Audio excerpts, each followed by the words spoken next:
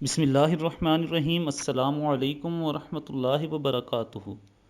رسول اللہ صلی اللہ علیہ وآلہ وسلم کا معمول تھا کہ جب آپ بازار جاتے تو کہتے بسم اللہ اللہم انی اسألک خیر ھذہ السوق وخیر ما فیہ واعوذ بک من شرھا وشر ما فیہا اللہم انی اعوذ بک ان اصیب فیہا صفقۃ خاسرہ۔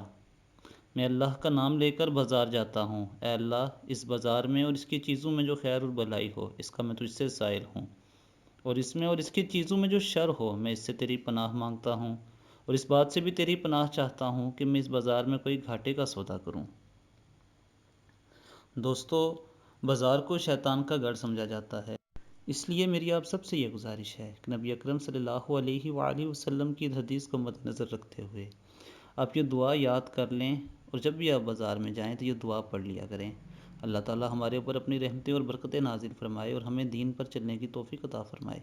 اب تک کے لیے اتنا ہی، اپنا بہت خیال رکھیے گا۔